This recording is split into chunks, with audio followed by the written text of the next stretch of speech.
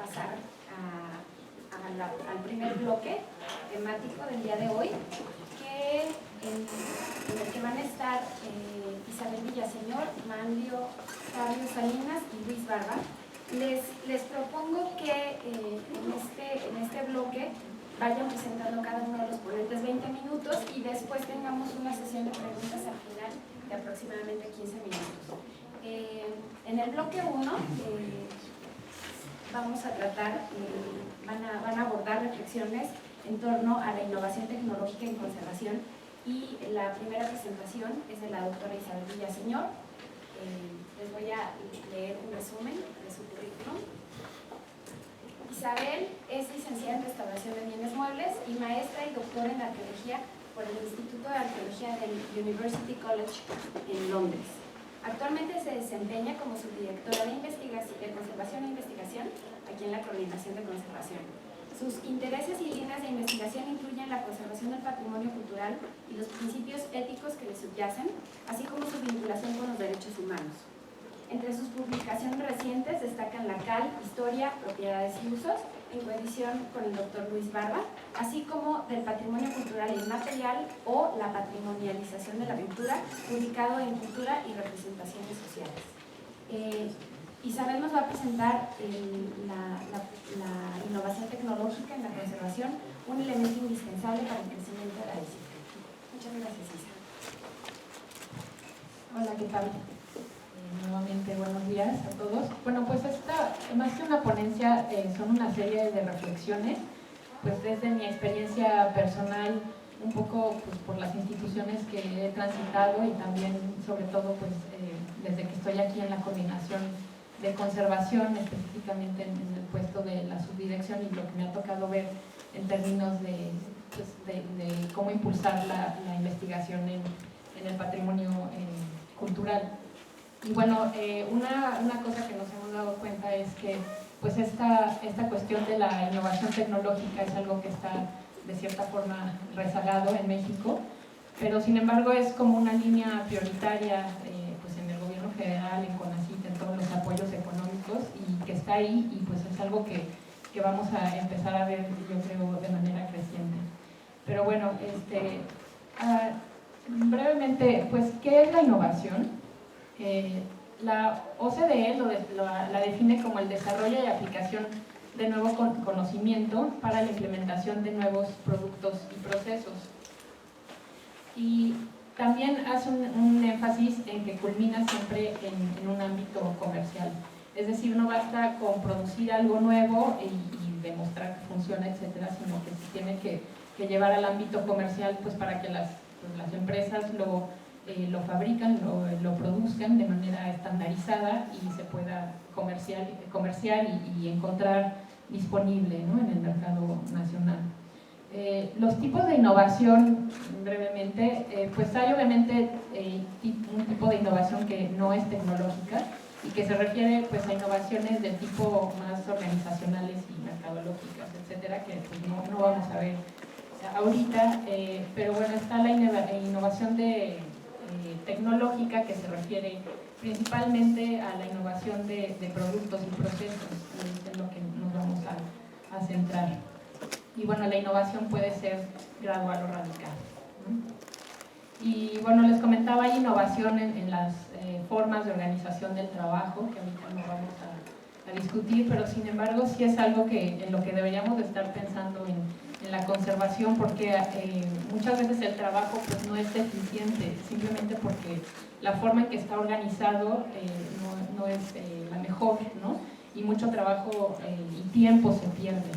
Entonces, pues este tipo de innovación piensa en cómo hacer más eficiente el tiempo, las formas de colaboración, los modelos de trabajo, etcétera, etcétera. Pero bueno, específicamente en innovación tecnológica, se refiere a dos tipos, ¿no? Por una parte está la innovación de productos, que son los bienes, la creación de nuevos bienes, o bien la mejoría de un bien o un determinado servicio, ¿no?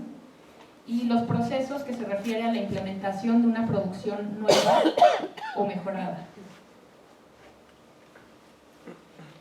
Y bueno, las instancias involucradas en innovación principalmente son tres.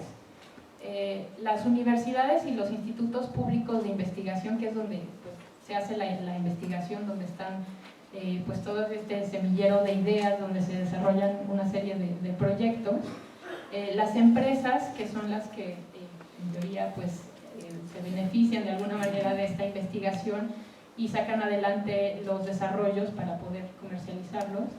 Y el gobierno, que en otros países sí tiene como un papel importante en la innovación tecnológica, pero en México realmente su aportación es limitada. Y bueno, una secuencia muy simplificada de cómo es el proceso de innovación, pues empieza siempre por la investigación, seguido por el desarrollo de los productos, ya propiamente la producción y al final, como les decía, la comercialización. Esto es obviamente simplificado porque realmente hay idas y vueltas y es mucho más complejo que esto, pero pues es una forma sencilla de ilustrarlo. Y bueno, ahora sí, ¿cómo es la innovación en México? Pues esto se sabe, no es una postura mía, se sabe a ciencia cierta que pues está a la saga en comparación con otros países, sobre todo pues países más industrializados o desarrollados, a pesar de contar con investigación científica importante, y esto lo mencionaban, pues tenemos miles y miles de científicos altamente capacitados. En las últimas décadas también pues se ha dado infraestructura importante para la investigación. Sin embargo, la innovación, o sea, esta investigación no ha visto, no ha producido un impacto fuerte en la innovación como tal, ¿no? Y esto se ve en algunos datos, por ejemplo, de la Academia Mexicana de las Ciencias, en cuanto a la solicitud de patentes. En concreto, bueno, este año del 2011, que es lo que yo encontré, en China se solicitaron 35,000 patentes en ese año, Estados Unidos 5,000 y México 70, de las cuales solo se obtuvieron la mitad. Esto es en 2011. Sin embargo, un dato pues, más importante es que el 90% de las patentes que se consiguen en México no transfieren beneficios a la sociedad, es decir, se quedan como patentes, pero realmente no tienen un impacto en el beneficio pues, de la sociedad en general, ¿no? Entonces, pues esto es simplemente como para ilustrar el panorama general en México. No me estoy refiriendo exclusivamente de la conservación, que de hecho tenemos como nuestras propias limitantes, sino es pues como lo que nos enmarca, ¿no? A nivel nacional. Y bueno, pasando a la innovación en la conservación, pues ¿a qué se refiere o cómo la entiendo yo?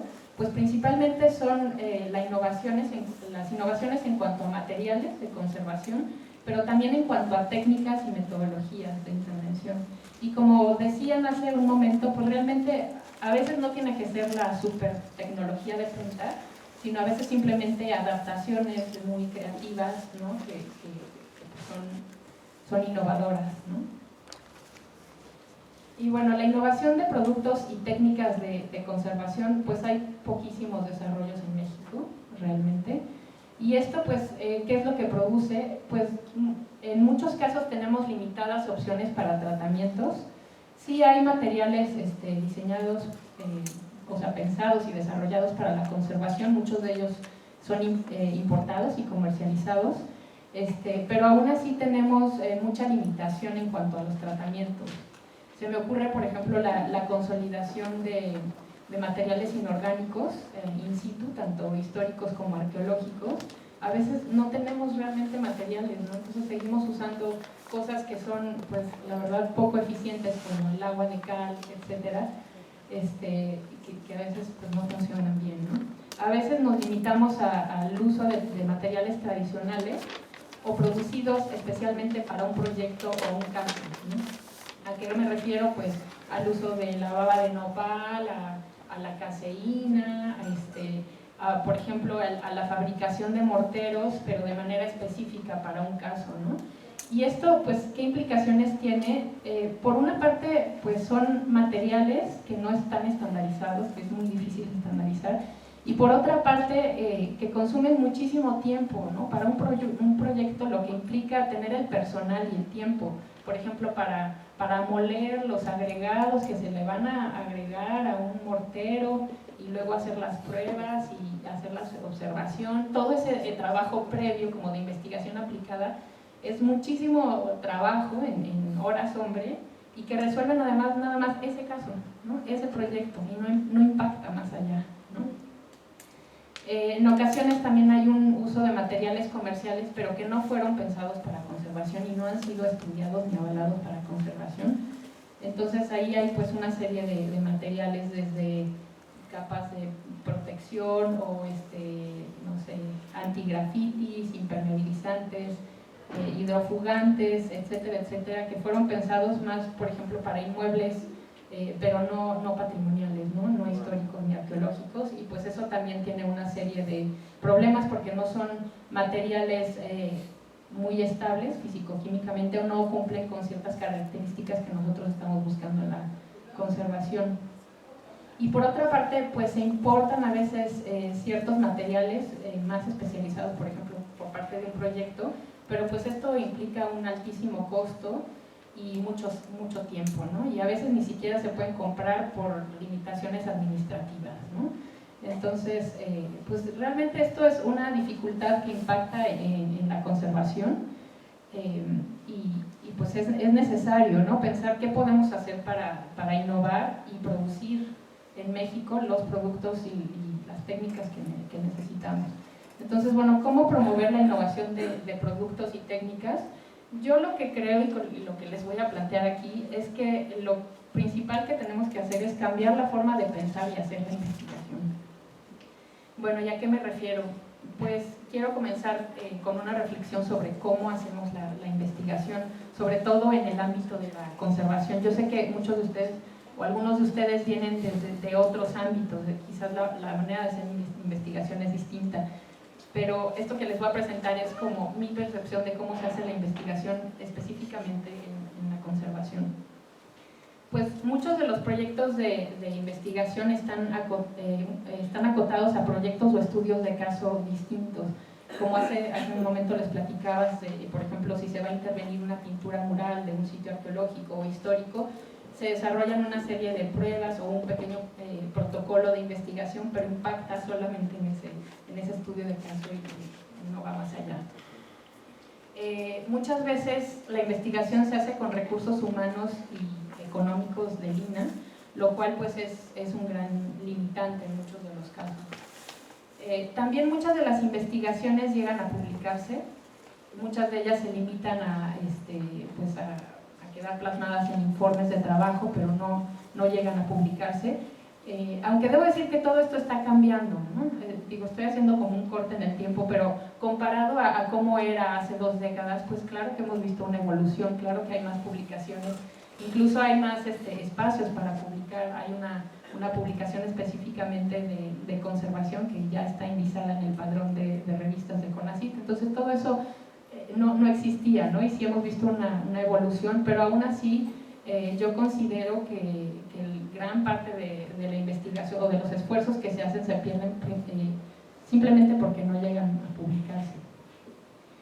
Otra limitante que tenemos es que las líneas de investigación se limitan o se dirigen principalmente a la caracterización de materiales culturales o al estudio de la manufactura de los bienes o al deterioro, pero no estamos desarrollando otras líneas de investigación más vinculadas a la innovación tecnológica, como puede ser pues, el desarrollo y evaluación de nuevos productos y técnicas.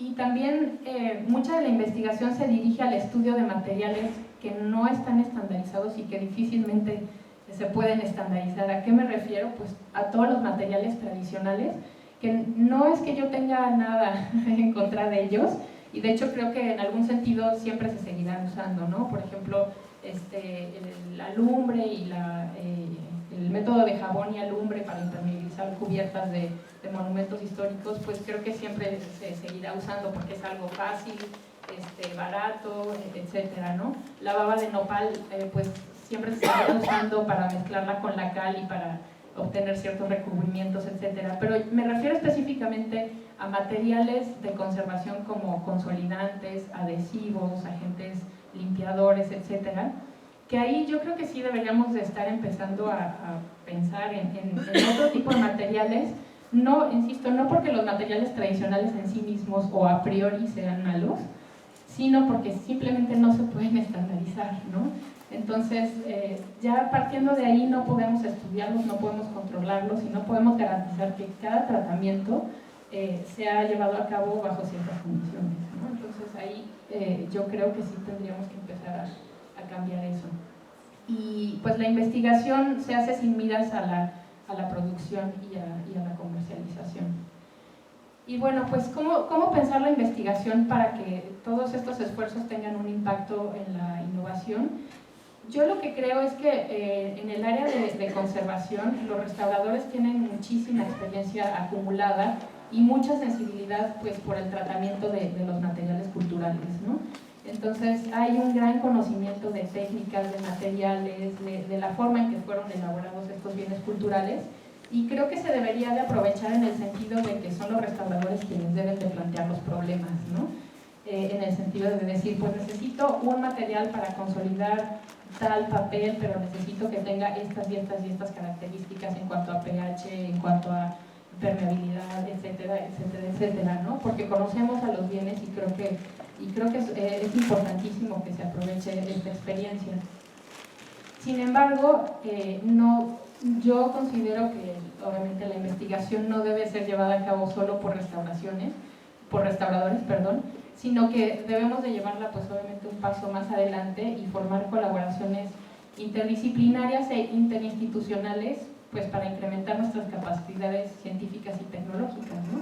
Porque de la misma manera en que los restauradores tienen mucha experiencia y sensibilidad con los bienes culturales, pues hay otras personas que tienen otra formación, otra trayectoria y muchísima experiencia en ciencias de materiales, etcétera, y entonces realmente tenemos que colaborar con ellos para sacar adelante proyectos de investigación serios y trabajar de manera interinstitucional, sobre todo por la infraestructura, ¿no? Porque en el INAH pues tenemos cierta infraestructura y ya ha ido creciendo también en los últimos años, pero pues es necesario a veces contar con otro tipo de infraestructura. Les digo, cambiar o generar nuevas líneas de investigación, sobre todo en lo que se refiere a desarrollo de nuevos materiales y técnicas.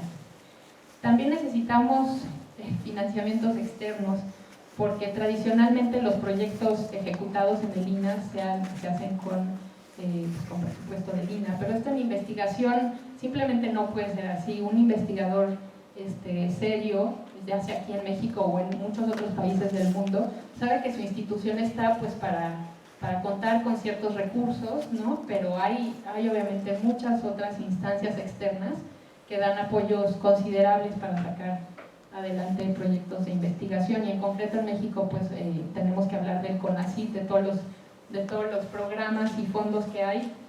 Y bueno, en concreto fondos y programas de innovación tecnológica pues hay varios.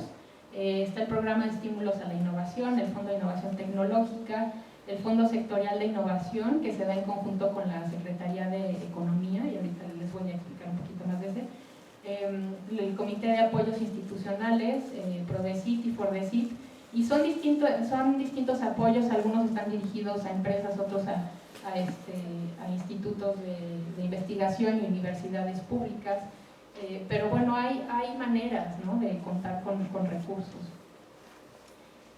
También tenemos que buscar patentes, cómo proteger, digamos,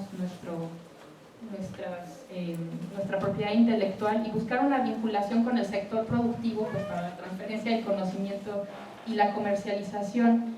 Y esto pues no se ha visto en el INAH realmente, porque el INAH realmente el mandato que tiene pues es el estudio, ¿no?, desde las ciencias sociales y humanas y la protección del patrimonio cultural. Entonces realmente no es un instituto donde se haya dado como muchos, o se haya pensado, ¿no?, para la innovación tecnológica, pero en la conservación pues creo que hay espacio, ¿no?, para pensar en eso, y el marco jurídico e institucional lo permite. A diferencia de lo que pueda pensarse, se pueden generar patentes perfectamente institucionales, y eso no va en contraposición con nada, ¿no? El hecho de que estemos trabajando para una institución no impide que podamos patentar. e incluso pues vincularnos con el sector productivo, ¿no?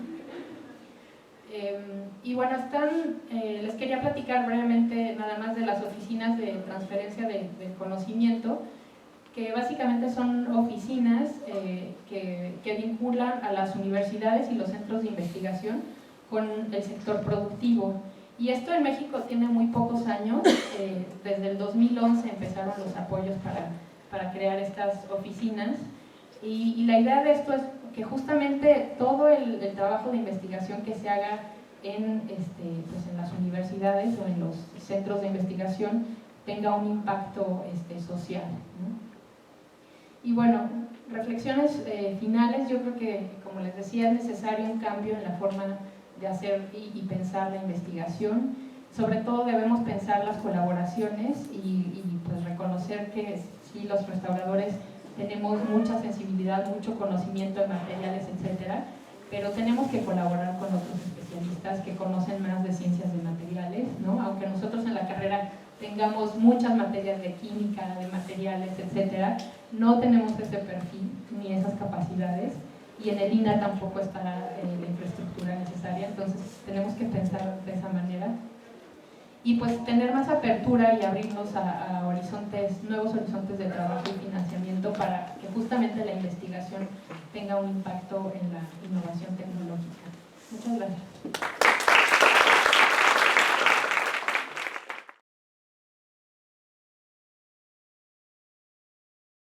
Con estudios de posgrado en Geofísica por el Centro de Estudios Atmosféricos y en Arquitectura por la Facultad de Arquitectura, ambos en la Universidad, en la UNAM. Tiene el diploma de Estudios Avanzados en Restauración por la Facultad de Bellas Artes de la Universidad Politécnica de Valencia. Actualmente es profesor de investigación científica y docencia de tiempo completo por el INA, adscrito a la Escuela Nacional de Conservación, Restauración y Museografía. Sus líneas de investigación incluyen el estudio y análisis de materiales orgánicos de origen biológico y bienes culturales, así como aquellos aplicados a procesos de restauración, como los polímeros sintéticos y de los disolventes. En los últimos 6 años ha dedicado su atención a la gestión de instituciones de educación superior, lo cual incluye la planeación estratégica, la presupuestación y la innovación tecnológica como elementos para un desarrollo académico actual. Hoy nos va a presentar 3 preguntas claves para la innovación tecnológica en conservación del patrimonio cultural. Muchas gracias por venir, María. Buenos días, agradezco su presencia y a los organizadores que me hayan considerado para este evento. En complemento con lo que describió Isabel, yo abundaré un poco más en la teoría económica que sustenta la innovación tecnológica. Y la intención es que podamos apreciar que si ha sido un problema o es un problema vigente en las instituciones su implementación, sobre todo porque representa un cambio de paradigma en la forma de hacer investigación y de hacer los procedimientos y hasta las organizaciones administrativas. Entonces me voy a permitir hacer una breve lectura y responder a 3 preguntas sustanciales en torno a la innovación tecnológica en la conservación del patrimonio cultural. En esta época de globalización, tanto económica como de información, es imperativo generar mecanismos que permitan el desarrollo de las instituciones bajo criterios integradores de sustentabilidad e innovación. La cultura de la innovación tecnológica no representa en México aún un hecho establecido, y si sus dominios de implementación son escasos en el ámbito del comercio e industria nacional, mucho menos se aplican a los espacios públicos, académicos o de servicios. Este concepto responde a un cambio paradigmático en la forma de generar conocimiento o desarrollar procesos con beneficio económico, cambio muy difícil de vislumbrar debido principalmente a las nociones de una labor pública no lucrativa y a favor siempre del conocimiento común.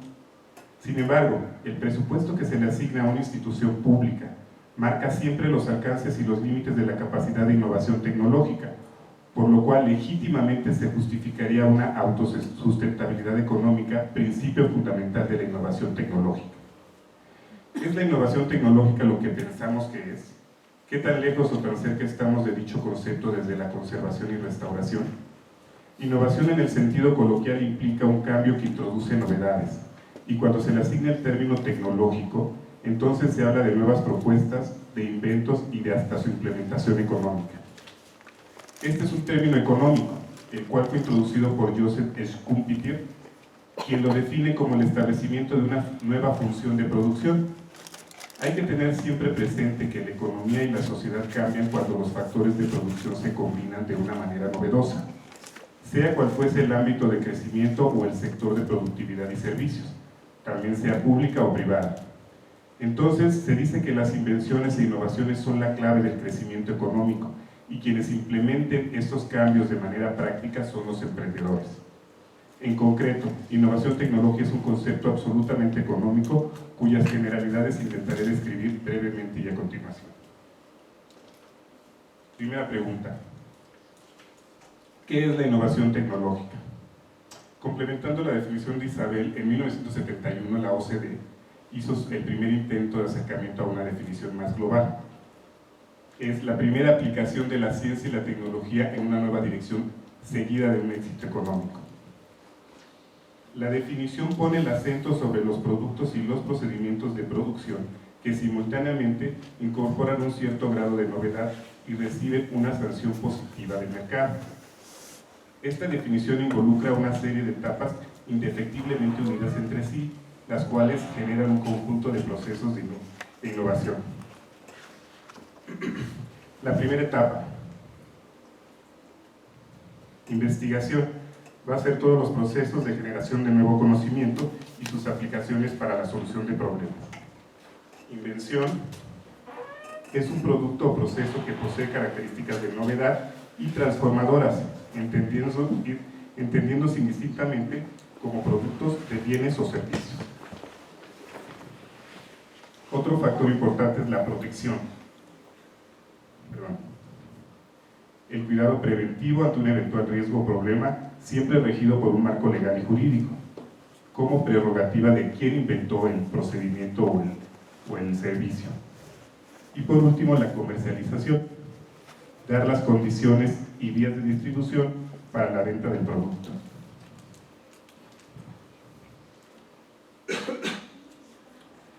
Es importante apreciar que en dicho proceso de innovación tecnológica, en un extremo se ubica el quehacer absolutamente académico y por el otro aquellas actividades propias de la mercadotecnia y la industria del comercio, polos aparentemente opuestos y contradictorios en la concepción más pura de la ciencia y la generación del conocimiento, pero que en el estricto sentido económico quedan unidas y estrechamente vinculadas a través de la innovación tecnológica.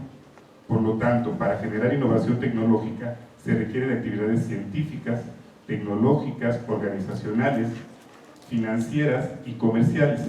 Se dice que una innovación tecnológica ha sido implementada si ha producido en el mercado, si ha sido introducido en el mercado o si se ha utilizado en algún proceso de producción. Por el otro lado, no se debe confundir innovación técnica con innovación tecnológica. La técnica está basada en el conocimiento empírico, producto de la experiencia de individuos, de la especialización obtenida con el tiempo dedicado. En cambio, la tecnología es conocimiento basado en la ciencia. Sobre la innovación técnica existen todas las variaciones posibles, tanto individuos hayan en un mismo ámbito laboral. Representa la firma autógrafa que identifica la individualidad del colectivo. Sin embargo, no es una invención ni está protegida y mucho menos es comercializable. La innovación tecnológica parte de una infraestructura previa, de años de soporte teórico y experimental, de la corroboración y legitimación en todo el mundo por ser parte de disciplinas formalmente demostrables y objetivas. En el ámbito de los apoyos económicos gubernamentales, para la innovación tecnológica, tanto en el sector público como privado, los fondos I+D han apoyado el desarrollo de la ciencia en torno a alguna invención práctica y aplicativa. Es transformar dinero en conocimiento. En los últimos años, estos fondos han involucrado la innovación tecnológica, a partir de la incorporación de elementos de protección legal y comercialización y marketing. Los fondos I+D+I pretenden completar el proceso de innovación tecnológica a partir de los avances de la investigación básica y aplicada. Es transformar conocimiento en dinero. Finalmente, la innovación tecnológica en sectores productivos, ya sea académicos o de servicio, públicos o privados, tiene diversos matices dependiendo de los enfoques, la misión o visión y hasta las políticas operativas de la instancia. La prueba de una innovación no es su novedad, ni su conocimiento científico, ni el ingenio de la idea, es su éxito en el mercado. Pregunta 2. ¿Cuáles son las condiciones para la innovación tecnológica? La innovación tecnológica se gesta desde la perspectiva de la creatividad continua y el desarrollo económico, a partir de los resultados de la ciencia. Así existen dos condiciones fundamentales que permiten el crecimiento sostenido de una proyección de innovación: los ecosistemas de la innovación tecnológica y los activos intangibles. ¿Qué es el ecosistema? La innovación tecnológica requiere de un entorno favorable, la cual será la base para generar emprendimiento de alto impacto. Este entorno representa las condiciones propicias para el desarrollo de la innovación debido a que su estructura en la sociedad, en la región, en la empresa, en la instancia o en la universidad, no importa la escala, implica la estabilidad y consolidación de factores indirectos que coadyuvan para la dedicación hacia los objetivos de innovación. Por ejemplo, la salud de los individuos, la planeación estratégica de la instancia pública a partir de sus políticas operativas, el marco legal apropiado, la formación especializada y la capacitación continua son elementos del ecosistema de la innovación que fomentarán paulatinamente su desarrollo y crecimiento. Espacios motivados con los requerimientos necesarios para las oportunidades adecuadas es sin duda el fundamento de la innovación. Es claro que en el ámbito de la conservación y de la restauración aún existen ciertas limitantes que no permiten la conformación de un ecosistema de la innovación.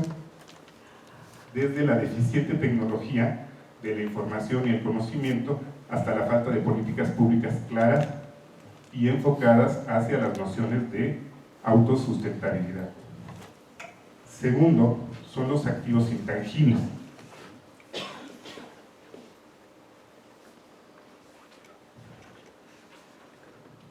Un factor de vital importancia y que se ha subestimado sus alcances en términos de innovación lo representan los activos intangibles.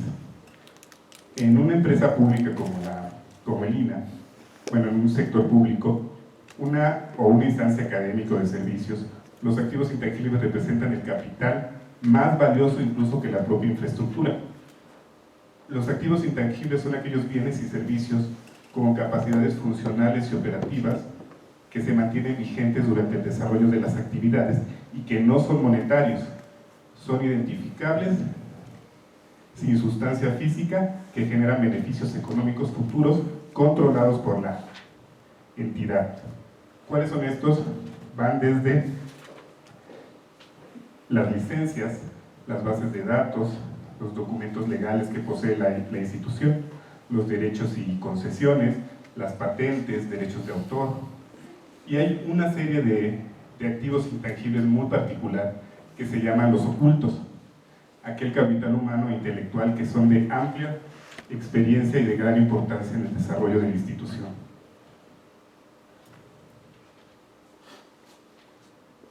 Con respecto a los activos intangibles visibles, por ejemplo, la generación de patentes, los derechos de autor, las exclusividades, hasta la lista de clientela que pueda tener la instancia como forma de interactuar con el público, aquí en México no se cuenta con una cultura de la protección legal ni la propiedad intelectual, y los propios inventos o las innovaciones tecnológicas pasan desapercibidas. Finalmente, ¿es posible la innovación tecnológica en la conservación del patrimonio? Hasta este punto es posible percibir que la innovación tecnológica en México requiere de condiciones especiales para su implementación y desarrollo, condiciones que no se han establecido del todo. Así, la innovación tecnológica en el ámbito de instituciones públicas dedicadas a la conservación y restauración del patrimonio cultural presentan tres problemas fundamentales: un ecosistema de la innovación desestructurado o no definido en la instancia pública académico de servicio, la falta de consolidación de la investigación científica y la falta de definición formal en la disciplina de la conservación y restauración.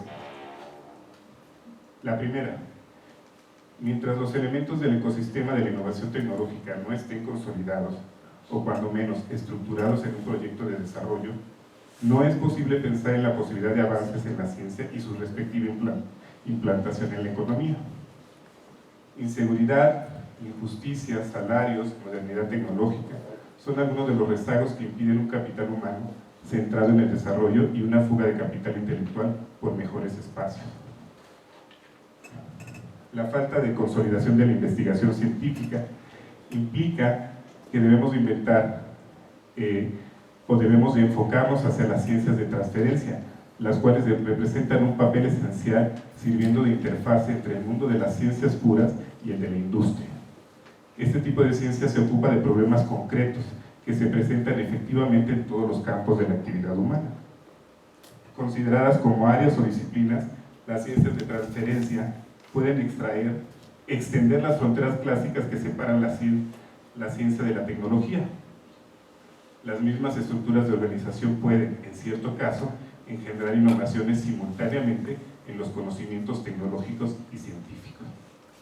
Finalmente, la falta de definición formal de la disciplina de la conservación y la restauración.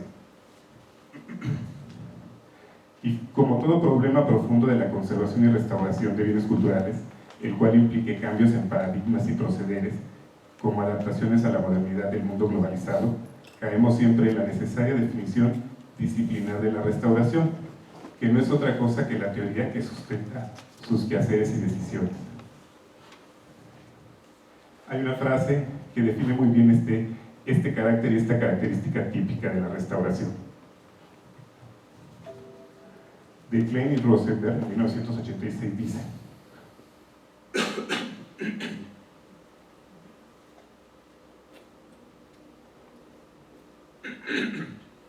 los conocimientos en las disciplinas científicas bien establecidas tienden a pasar por varias fases diferentes. En la primera fase, los trabajos científicos son de naturaleza descriptiva. En la fase siguiente, los trabajos se vuelven taxonómicos. En un tercer momento, los trabajos consisten en la formulación de reglas y de hipótesis generales, y finalmente hay una última etapa de construcción de modelos realmente predictivos. Hoy ciencias clásicas son inmediatamente utilizables bajo esta forma por cualquier especialista de esas disciplinas comprometido con actividades de concepción analítica y de innovación tecnológica. Una ciencia que se encuentra aún en la fase descriptiva o taxonómica es mucho menos fiable para esta clase de actividades, incluso si puede desempeñar en cualquier caso, un papel muy importante para orientar los trabajos de innovación. Ya lo había dicho Isabel, un restaurador es el que debe de proponer qué es lo que se tiene que investigar y hacia dónde deben de ir las investigaciones, y sobre todo la innovación tecnológica.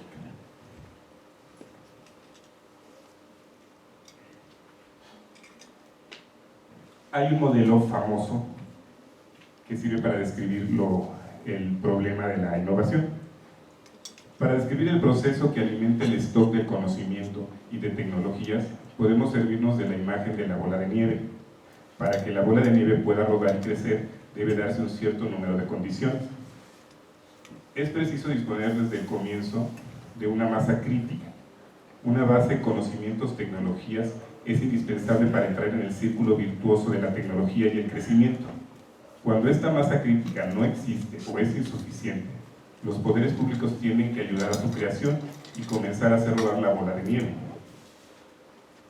La bola tiene que encontrar nieve en su trayectoria. Hace falta un contexto rico en conocimientos libremente accesibles, es decir, un contexto que ofrezca abundantes elementos producidos por un conjunto denso de redes formales e informales. Los poderes públicos deben ocuparse de controlar que este tipo de conocimiento se encuentre públicamente disponible. Finalmente, la bola debe poder aumentar y adquirir hacia una velocidad.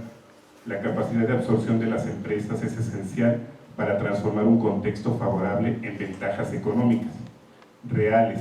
La acción pública puede contribuir en este plano al desarrollo de la capacidad de las empresas para utilizar los conocimientos disponibles fuera de ellas. Dice Marx La pólvora, la brújula, la imprenta, son los tres grandes descubrimientos introducidos por la sociedad burguesa. La pólvora disuelve a la caballería, la brújula abre el mercado mundial y crea colonias, y la imprenta deviene el instrumento del protestantismo y en general del despertar de la ciencia, la más importante palanca para construir los presupuestos de un indispensable desarrollo espiritual, que al final de cuentas es el objetivo último de la innovación tecnológica desde el ámbito de la conservación del patrimonio cultural. Gracias.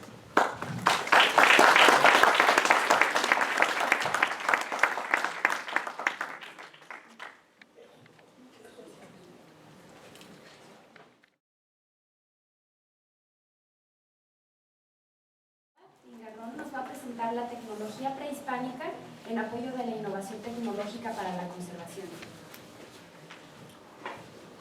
El doctor Luis Barba es ingeniero químico industrial con doctorado en antropología. Tiene un posgrado en geología arqueológica de la Universidad de Georgia en Estados Unidos. Fue fundador en 1983 y coordinador del Laboratorio de Prospección Arqueológica del Instituto de Investigaciones Antropológicas de la UNAM.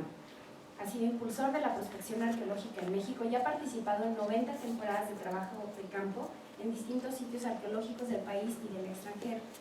Sus más de 70 estudios se insertan en el campo de la arqueometría, que es la aplicación de las técnicas de fotografía aérea y la prospección geofísica y geoquímica a la arqueología. Ha estudiado los residuos químicos en pisos arqueológicos para inferir las actividades humanas realizadas allí y en recipientes cerámicos para interpretar su uso y función en las culturas prehispánicas. El doctor Barba ha colaborado con la Universidad Autónoma de Zacatecas en un proyecto para reconstruir una batalla que ocurrió al inicio de la época virreinal. Con las técnicas de prospección arqueológica han encontrado puntas de ballestas, restos de habitaciones y cascabeles prehispánicos, entre otros vestigios. Le agradezco mucho al doctor Luis por estar hoy con nosotros acá. Gracias. Bueno, pues miren, voy a tratar de convencerlos de que en la innovación tecnológica hay algo de tecnología prehispánica. No sé si lo logre, pero lo intentaremos. Comienzo platicándoles de que los teotihuacanos, más o menos alrededor de 200 años después de Cristo, iniciaron el uso intensivo de aplanados de cal en paredes, pisos y techos de 2.200 conjuntos residenciales en Teotihuacán. Tenían mucha gente que necesitaban acomodar en espacios y decidieron urbanizar y decidieron que esas casas iban a tener características realmente muy modernas. Son, ¿qué sería el equivalente? Serían ahora conjuntos departamentales con patios, accesos, áreas de descanso, áreas de almacenamiento, todo lo que actualmente nos puede resultar tan familiar.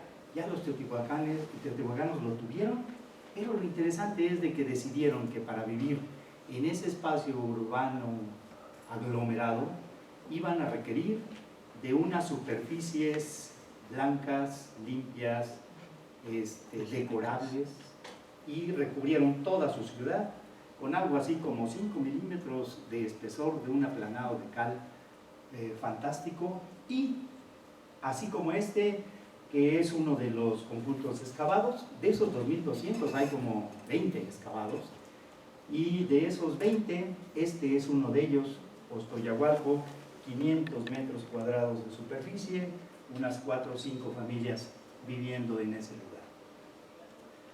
Pero de ocioso me puse a ver cuál era el total en Teotihuacán de estas superficies.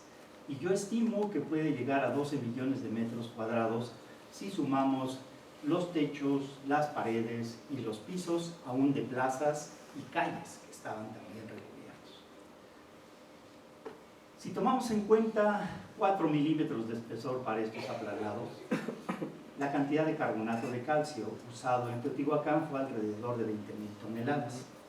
Esas 20.000 toneladas fueron a lo largo de pues 300 años, un poquito más. Pero todo esto se da en un ambiente geológico en donde no hay afloramientos de roca caliza, en todo lo que es la cuenca de México no hay afloramientos de roca caliza, y por lo tanto hay que ir a lugares como Tula, que ahí hay algunos restos de rocas calizas muy antiguas que no fueron cubiertas por actividad volcánica reciente. Lo mismo ocurre en la zona de Cuernavaca y un poquito más lejos, en la zona de Tepeaca, cerca de Puebla, tenemos otro. Son los 3 lugares que hay alrededor. Y de ellos tuvieron que extraer la materia prima los teotihuacanos para transformar 20.000 toneladas de cal. Estas y otras barbaridades están en este libro, y mucho se dedica a la cal, porque la cal acaba siendo una innovación tecnológica. Pero además los teotihuacanos no la inventan, los teotihuacanos reciben una transferencia tecnológica, quién sabe de dónde, pero los más sospechosos son en el sureste mexicano, y lo veremos más adelante. Un poquito más adelante en estos estudios acerca de la cal y su tecnología, ya han producido algunos trabajos más recientes con cosas muy específicas, como responder a las preguntas de dónde llegan estas materias primas. Y es así que se puede asegurar que la geoquímica nos da datos para proponer que las rocas calizas que se utilizan para producir la cal utilizada en Teotihuacán vienen de los afloramientos cercanos a la zona de Tula. Otra cosa es que nos dimos también cuenta de que en los aplanados del Templo Mayor utilizan la misma cal. Y en época colonial hay documentos, ahí no hay datos geoquímicos, pero hay documentos que dicen que también de esa misma zona se trajo la cal para construir la ciudad colonial. Y en la actualidad se está produciendo cemento y cal en esa misma zona, por el simple hecho de que no hay otras. Ahí está la más cercana a la Ciudad de México. Por lo tanto, de esta zona en donde están Apaxco, Hueypoxtla, Tequisquiac, esta zona que es el lugar en donde están disponibles en la superficie estas rocas calizas, tiene que llegar la cal a Teotihuacán o a la Ciudad de México. Y esta es una ruta que se trató, la más eficiente que se puede trazar, y se ha propuesto que Chingú es uno de esos lugares que los teotihuacanos establecieron para controlar la producción de cal. El único problema con esa propuesta es de que se encuentra en el extremo opuesto a donde debería estar para controlar la circulación de la cal a Teotihuacán, pero pequeño detalle, habrá que explicarlo más adelante.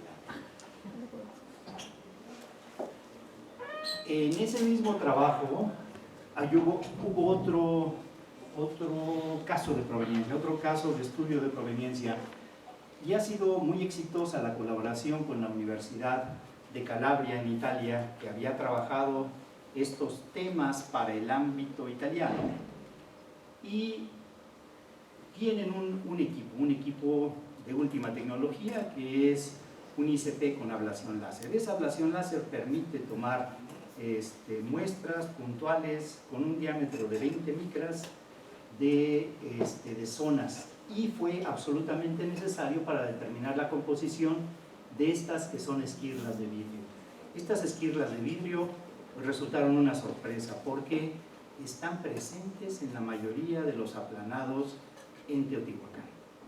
Y estas esquirlas de vidrio no son obsidiana molida, no son ninguna otra cosa más que el producto de una erupción volcánica con un magma riolítico que tenía mucho gas y que de repente hace explosión y dispersa una gran cantidad de fragmentos de vidrio, pero son fragmentos de vidrio que tienen formas curvas y que tuvieron en algún momento una burbuja de gas en el centro, y lo que tenemos son la fragmentación de todas las paredes que que tuvieron esa burbuja de gas. Por lo tanto, para estudiarlos fue la herramienta adecuada la ablación láser y tuvimos datos. Y resulta que estas esquirlas de vidrio que se encuentran en Teotihuacán, pues vienen de la zona de Veracruz.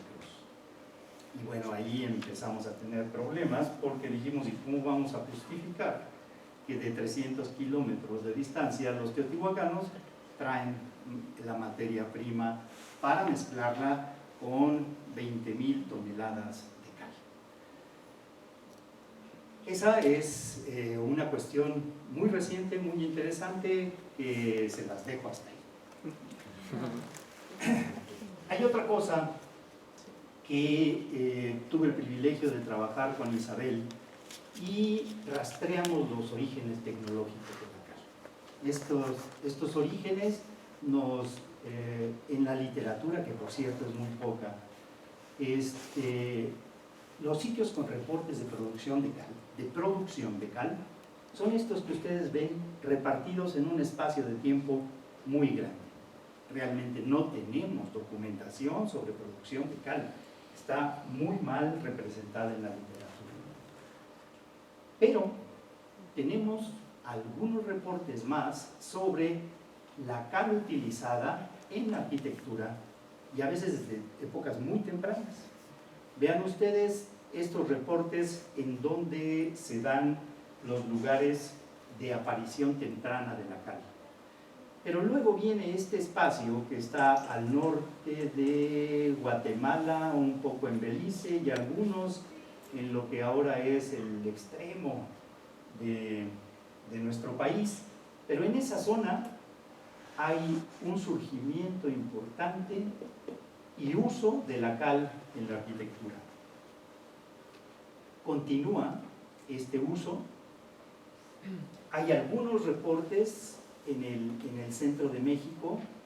Estos son también tempranos, también están en arquitectura y todavía hay que trabajar más en la ubicación temporal de todos estos sitios.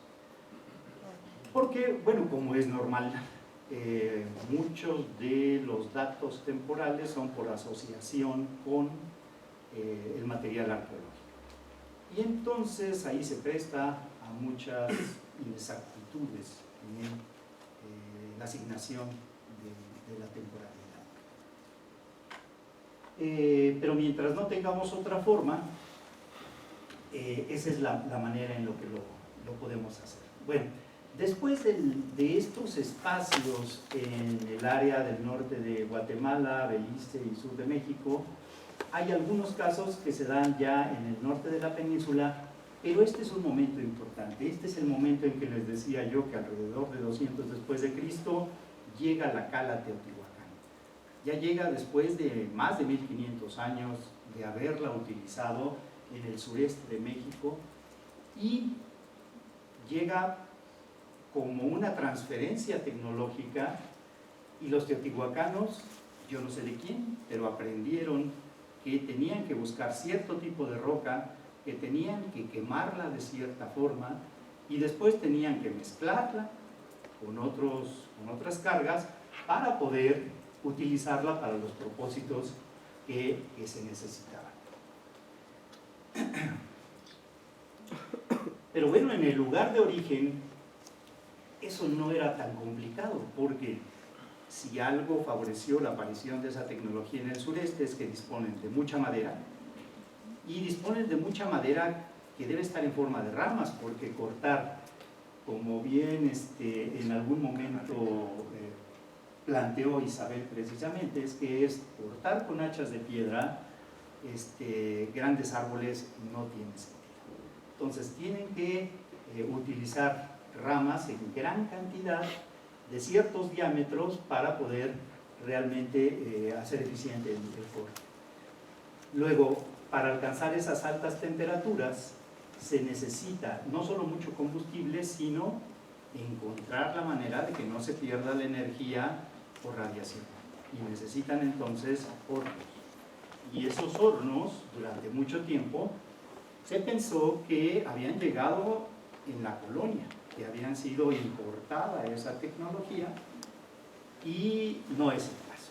Necesariamente hubo un desarrollo tecnológico también que permitió alcanzar esas temperaturas con estos recursos en ese medio para producir la cal. Y ya Tomás Schneider propuso desde 2002 cómo se pudo haber logrado esa quema, y él propone que la construcción de este tipo de hornos con leña verde son altamente eficientes porque impiden la radiación del calor, y si uno se para junto a esta pira en el momento de la combustión, no siente el calor. Se concentra, actúa como un aislante térmico, la parte de las ramas que no están en combustión, y el calor se concentra de tal forma que alcanza a transformar por completo toda la roca caliza que está arriba. Y hay un punto muy interesante, que la roca caliza también tiene un tamaño muy adecuado para que la energía de la combustión les sea transferida y la transformación sea muy completa y muy eficiente. Durante mucho tiempo también se cuestionó la posibilidad de los hornos, pero recientemente, y esta es una tesis de maestría de hace un año, se empiezan a encontrar estructuras circulares, y esta tesis demuestra que fueron utilizadas para quemar cal. Entonces, a partir de algo así, mágicamente aparecen en los sitios mayas, mejor dicho, alrededor de los sitios arqueológicos mayas, una gran cantidad de estructuras circulares, también asociadas a una gran concentración de fragmentos de piedra de determinado tamaño, requisito también para la quema de la cal. Entonces, creo que muy pronto tendremos evidencias suficientes para sostener que la tecnología de quemado de la cal fue un desarrollo tecnológico local y que lograron hacerlo muy bien con los medios a los que tenían acceso. Pero esto, el uso de la cal, tiene una repercusión importantísima en la cultura mesoamericana, porque la cultura mesoamericana utiliza un cereal, y ese cereal es el maíz. Y ese maíz no hubiera sido aprovechable de la manera que lo ha sido y lo sigue siendo si no se nixtamaliza, si no se transforma en un medio alcalino esa cal y produce esta masa. Cuando se ha utilizado el maíz sin nixtamalización, ha producido pelagra, y la pelagra ha satanizado a nuestro maíz en Italia, en África, en el sureste de Estados Unidos, en muchos lugares donde se ha pretendido utilizar el maíz en sustitución en momentos críticos, y es en momentos críticos en donde no disponían de otra forma de alimentación.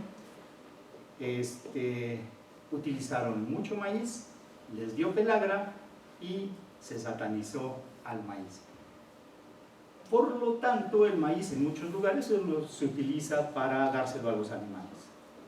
Y esa razón tiene este origen, y es que nunca se dieron cuenta de que el maíz había sido transformado a partir de un tratamiento alcalino y podía producir todo y más de lo que ustedes alcanzan a ver allá. No solo son las tortillas, son todas las bebidas, como el atole, y después todas las bebidas fermentadas, todas las variedades que tenemos de uso de estas masas, pues son solo posibles gracias a esa transformación.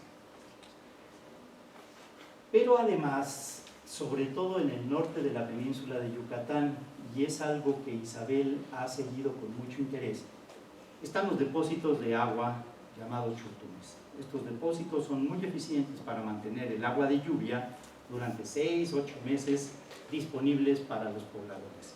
Y esto solo se logra con una cal hidráulica. La cal normal difícilmente va a soportar el contacto con el agua por tiempos tan prolongados, y todavía lo vamos a encontrar en este momento como parte de estructuras arqueológicas. Por lo tanto, aquí Isabel empieza a proponer para su tesis que debe haber cal hidráulica, y empieza a buscar las evidencias para demostrar que es parte del desarrollo tecnológico la producción de cal hidráulica en la zona maya. Es más evidente, por otro lado, la presencia de la cal en la arquitectura.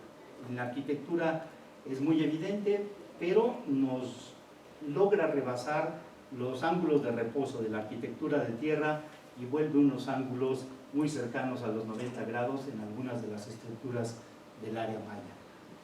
Las bóvedas que conocemos de muchas formas, tamaños y colores, también son gracias a la adhesividad y la estabilidad que proporciona la cal como mortero en la unión.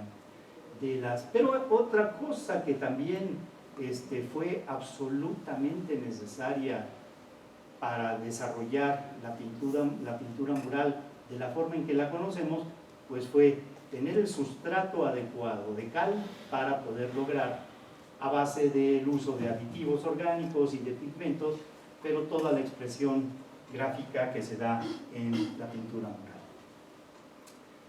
Más recientemente me encuentro estos en el Tajín, Veracruz, y me doy cuenta de que son grandes bloques de losas coladas que formaron los techos de los templos de los basamentos que ahora vemos. Y si ustedes ven estos grandes bloques, dices, vaya, son muy masivos y deben pesar muchísimo.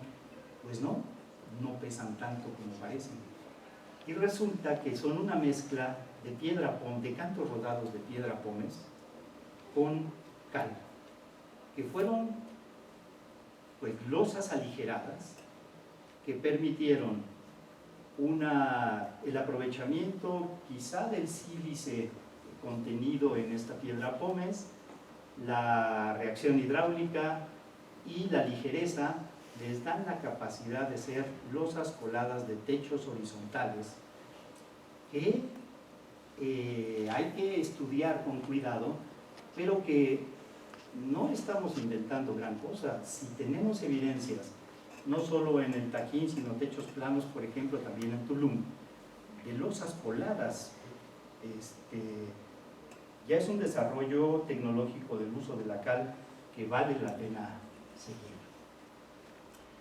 Para terminar, les doy un repaso por algunos de los agregados que pues nos hemos encontrado en los en los morteros históricos. Desde luego que les mencionaba del vidrio volcánico, me parece que es una beta muy rica para explorar por qué los teotihuacanos la utilizan teniendo que invertir tanto tiempo y tanta energía en transportarla, y por qué se les ocurre utilizar esto como agregado cuando tenían tezontle a manos llenas. El tezontle lo utilizaron después, pero los teotihuacanos no lo utilizaron esquirlas de vidrio volcánico. De la misma manera, los romanos fueron muy exitosos en utilizar fragmentos de cerámica en la mezcla con sus morteros, y a ellos les funcionó de maravilla también. Producen mezclas de alta resistencia. Hay otros casos menos socorridos en donde arenas graníticas se han utilizado, pero estos que son los fragmentos de bioclastos y fibras, lo más destacado que he encontrado son el uso de las crines de caballo por los chinos 2000 años antes de Cristo en aplanados que perduran y que están ahí en muy buen estado considerando el tiempo transcurrido, y que ellos están estudiando en este momento para ver sus propiedades. Entonces, estas mezclas de materiales con los morteros es algo que me parece que debemos de explorar. Esta no es tan importante, pero este ejemplo que les daba de la mezcla de piedra pómez con la cal es también algo de gran interés que debemos de trabajar en el futuro. Y algo que es lo más común en la Cuenca de México, que es el uso del tesón, ya sea rojo o negro, del color que sea, pero el tezontle fue muy utilizado en la época, sobre todo azteca, y lo encontramos en Templo Mayor y en muchas otras estructuras arqueológicas de ese tiempo. Y es un cambio también muy interesante. En las mismas condiciones geológicas, en una época utilizan el vidrio volcánico y en otra época utilizan el tesón. Para concluir, pues yo diría que en este momento la arqueología nos ofrece estas evidencias de mezclas con cenizas volcánicas, con piedra pómez, con cerámica fragmentada, con crines de caballo, que nos demuestran que desde hace mucho tiempo esto está funcionando, que ha resuelto problemas, que pudo haber presentado estupendas propiedades y que debemos estudiarla para ver si podemos reproducir o mejorar esas calidades.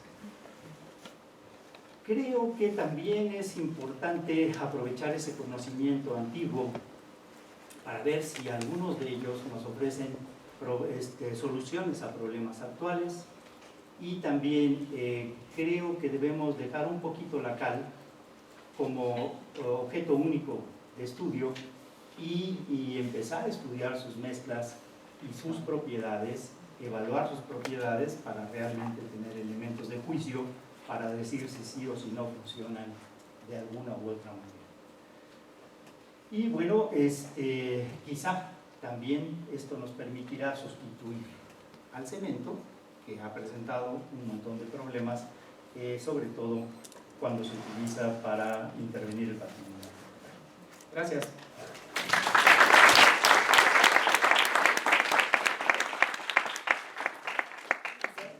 Pues quisiera agradecerle a Isabel la invitación a moderar. Es un bloque que me parece, además que fue muy interesante la visión de cada uno. Creo que el trabajo que ha estado haciendo Isabel acá le ha permitido también ir definiendo algunas problemáticas y algunas líneas de trabajo que tendríamos que empezar a plantear para lograr realmente trabajar de manera conjunta el tema de conservación y el tema de investigación. Me gustó mucho cómo fue identificando las limitantes que ha observado a través del tiempo que he estado al frente del área de investigación, pero no solo planteó los problemas y limitantes, sino que estableció algunas posibles líneas de trabajo y que deberíamos de empezar a implementar. Después, este Manlio, siempre con el estilo que tienes, ¿no? Muy reflexivo, me gustó mucho cómo planteaste estas tres preguntas, ¿no? Así como también después planteaste tres problemas, que el tercero es donde creo que ahí hay mucho que discutir, el tema de la definición de nuestra disciplina, ¿no? De la conservación y la restauración, ¿no? Y bueno, finalmente el doctor Luis Barba nos presentó un caso muy interesante de transferencia tecnológica que se dio, ¿no? En el uso de cal en la época prehispánica. Y me pregunto si este planteamiento que hacías, Manlio, de las condiciones que deben de darse para que se pueda dar la innovación tecnológica, podría, o sea, si ese modelo aplicado a lo que nos presentó, ¿cómo podría explicarse, ¿no? Y bueno, también es muy interesante la línea, ¿no? Entre lo que es innovación técnica y tecnológica, que es una cuestión que también tendríamos que tratar. Bueno, nada más agradecerle muchísimo a los tres por su presencia acá y pues abro el espacio para preguntas.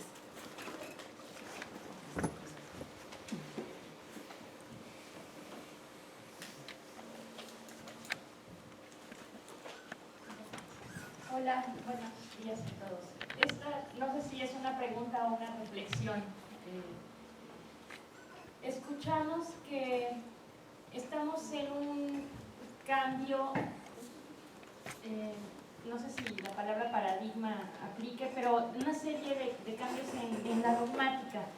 Y mencionaba el profesor Manlio que muchas veces las instituciones educativas fueron creadas para el beneficio de la sociedad en México por todo el periodo vasconcelista, en el cual nuestra función como educadores e instituciones de investigación va al beneficio de la sociedad y con fines no comerciales. Y que ahora, bajo la presión y sistemas económicos en los cuales nos encontramos, se está haciendo un cambio hacia este otro donde todo tiene que ser comercializado, o esa es la mejor visión para poder sobrevivir. Entonces, mi pregunta es si las instituciones, para poder hacer ese cambio de investigación en ciencia básica, investigación a ciencia aplicada y luego investigación para comercialización, yo creo que muchas instituciones deben de tener una oficina o un mecanismo muy claro donde desde la investigación básica pueda ser guiada para dar esos sillares, esas bases para poder hacer investigación aplicada y poder entonces como direccionar la investigación. Creo que hace falta esa vinculación, porque claro que muchos de nosotros demonizamos que las instituciones públicas con nuestros pocos recursos estemos haciendo la investigación básica que luego van a aprovechar otras compañías, como bien ha sido el caso en investigación en salud, donde las universidades hacen investigación en vacunas y luego el avanzado lo toman las farmacéuticas y sacan sus productos, ¿no? Yo creo que tenemos que ser muy sabios y tener guías claras, hasta de éticas, al momento de hacer la parte y la guía hacia la comercialización. Porque si bien las instituciones hacen investigación básica y aplicada, la institución también tiene que quedarse con una parte de la patente y no estar produciendo cosas para que una compañía que sí tiene el dinero para hacer todo el trámite de las patentes, que duran años y que requieren muchísimo dinero y especialistas, ¿no?, en derecho y demás, para que no se apropien de alguna manera del conocimiento generado a partir de investigaciones prácticas, ¿no?, como es el caso.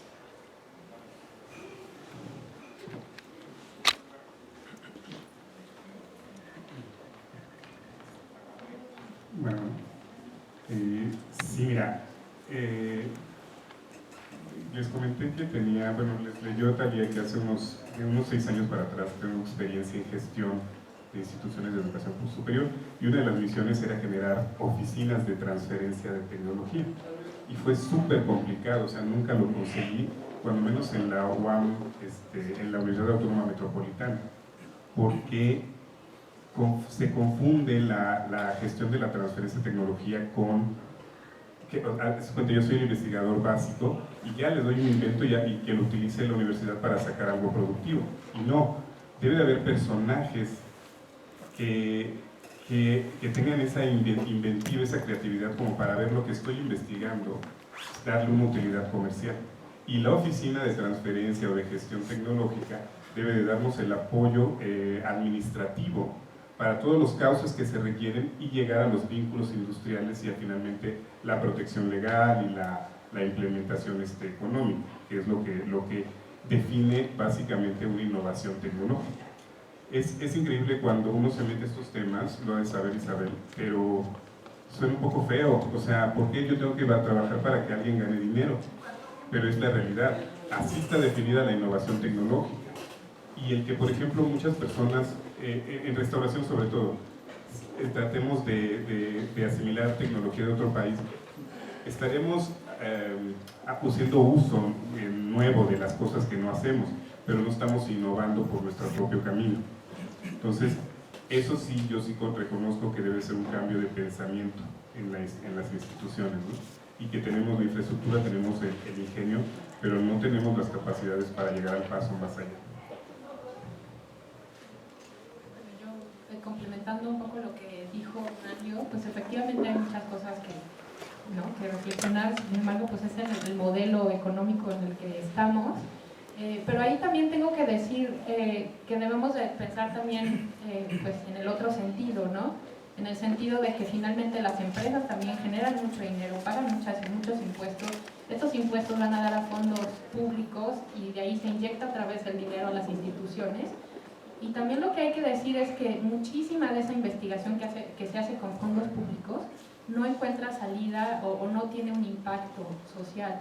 Entonces, yo creo que tienes un punto ahí en el sentido de lo que estás cuestionando, pero también hay que verlo del otro lado, ¿no? Que sí pasa muchísimo de todo el dinero que se invierte en institutos de investigación en universidades y realmente no estamos viendo ningún impacto en ningún sentido, ¿no? Muchas de las veces. Entonces, un poco, yo creo que la idea de esta línea, que queramos o no, pues ahí está, es que pues, digamos que se cierra un poco el círculo y que todo ese dinero que se está inyectado ahí, pues que tenga una salida pues en beneficio de la sociedad, porque el hecho de que esté disponible algo comercialmente en el mercado, pues obviamente no es para beneficio de las empresas, pero también es para el beneficio de la sociedad, ¿no? El que tú puedas ir a una farmacia y conseguir un determinado medicamento o un producto en la industria, etcétera, pues también es en beneficio de todos. Entonces creo que también va un poco por ahí. Muy bien. Sí, bueno, buenos días.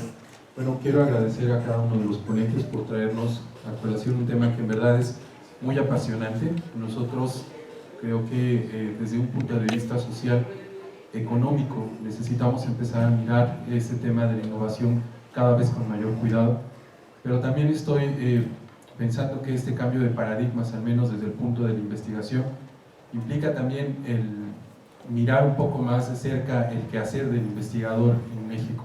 Es decir, la mayoría de las veces la producción que se genera en investigación termina siendo una publicación, un artículo, y es cierto que el problema inicialmente parece una transferencia de información, sin embargo creo que va más allá.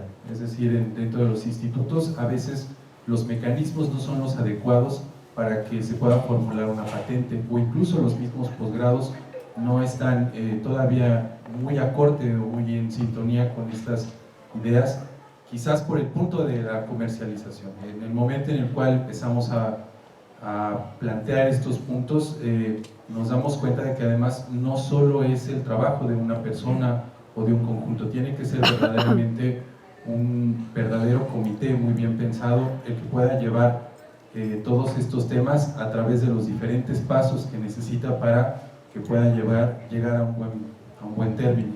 Entonces, yo agregaría ese comentario. Es el momento en el cual nosotros tenemos que empezar a replantearnos y a generar los espacios para que se dé esta transformación, pero en este momento esos espacios me temo que aún son limitados. Gracias. Buenos días. Con el doctor de los morteros.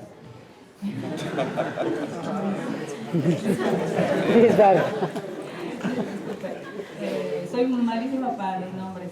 Se me hizo bueno, las tres pláticas antes que nada fueron muy interesantes, pero se me hizo muy interesante esta plática de los morteros.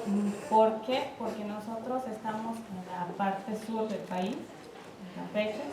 Entonces, todo Campeche es roca caliza y los morteros que encuentras son totalmente carbonato de calcio con otros agregados. Se me hace muy interesante que se estén estudiando los morteros de acá. Yo creo que ya estamos en el momento en el que se estudia el material, tener resultados de ese material, de qué está compuesto, la composición química que tiene. Y ahora yo creo que estamos en el paso de reproducir el material para poder copiar esa tecnología que tenían nuestros antepasados. Y bueno, hablo de esto porque trabajo en la sección de restauración, entonces mis compañeras tienen una labor muy importante que es intervenir en los materiales y intentar que se conserven, que se preserven. Y la verdad, en la parte sur del país está muy complicado porque las condiciones ambientales son muy agresivas tenemos humedades relativas muy altas, temperaturas muy altas, además estamos en la costa, entonces hay mucho crecimiento de sales y yo creo que este tipo de plática es muy importante, muy interesante, alimenta mucho el conocimiento y entonces aquí es donde va la colaboración interdisciplinaria de los conocimientos para poder hacer una muy buena intervención. Entonces, me parece buena idea la técnica de manufactura que tenían nuestros antepasados, porque por ejemplo yo he estudiado morteros y es cal y sascal, ¿no? Que es lo que se utiliza allá, pero ahorita veo que aquí hay vidrio, hay esta piedra pómez, entonces para mí es así como que algo nuevo y también son conocimientos nuevos que estoy adquiriendo y bueno, muchas felicidades, me da mucho gusto eso.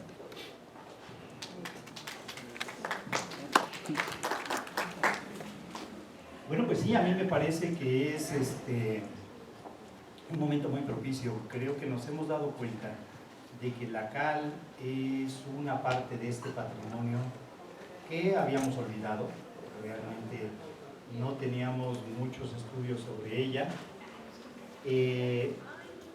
Otra cosa muy interesante que también ahora que estabas comentando me acordé, es que ahora creemos que nosotros debemos de hacer una intervención, aplicar algo y dejarlo ahí los próximos 50 años. Y una de las cosas que hemos aprendido también en estos últimos años de investigación es de que en época prehispánica hay capas y capas y capas, una sobre otra, que dan cuenta del mantenimiento, que dan cuenta de que la cal es un material que requiere de supervisión constante y de mantenimiento constante. No es el material moderno que dejas ahí los próximos 30 años sin atender. Y tenemos que ser conscientes de que aún peor resulta en ambientes agresivos como el que describes de las costas de nuestro país. Ahí se necesita desde el principio tener clara conciencia de que el mantenimiento es uno de los elementos de la intervención y que hay que sí tener el mejor material, sí hay que experimentar, sí hay que ver muchas cosas del material mismo, pero tener en cuenta que los costos se van a incrementar por el mantenimiento constante que requieren.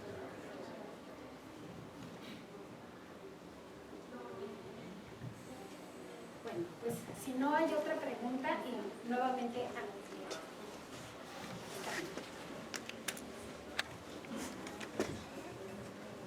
Buenos días. Mi pregunta va para Isabel. No sé si entendí bien, pero comentaste que bueno, para el crecimiento de la disciplina, y en concreto en México, un limitante era que se probaban tratamientos eficaces, pero no reproducibles, ¿no? O estandarizados. Yo trabajo en conservación de roca, en diseño de tratamientos para roca, y no entiendo, bueno, no sé si te refieres, por ejemplo, en mi caso, a la estandarización por ejemplo, de cómo se comportan determinados materiales en diferentes condiciones, cómo afecta el método de aplicación, cómo afectan las propiedades del producto que aplicas y las propiedades de la roca, ¿no? ¿Te refieres a estandarizar ese tipo de parámetros o no? ¿O a qué te refieres? Gracias.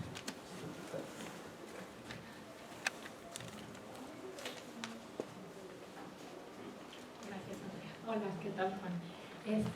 Pues lo que me refiero es en la estandarización del producto en sí. O sea, evidentemente hay una serie de variables que no vamos a poder controlar porque además cada caso es único, ¿no? Cada roca tiene una porosidad específica, cada sitio arqueológico tiene una condición geoclimática específica, etc. Pero me refiero como a la producción y estandarización del producto en sí mismo, por lo menos, ¿no?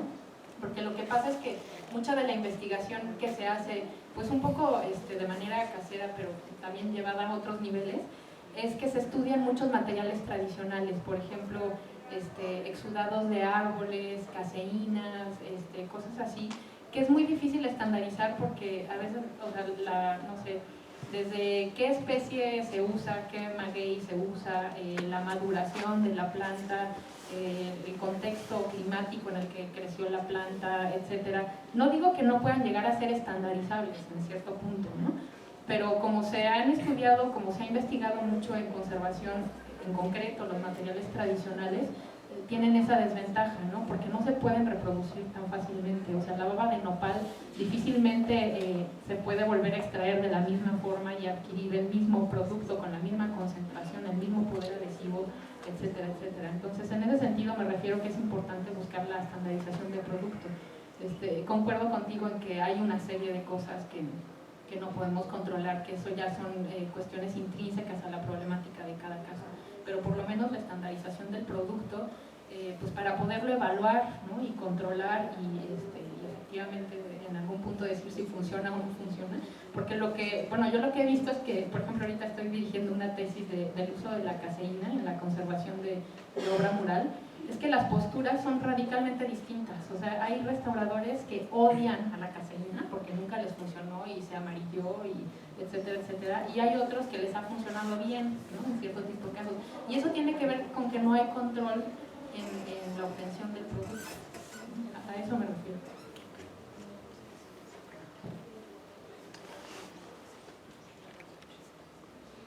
Pues muchas gracias a los tres ponentes.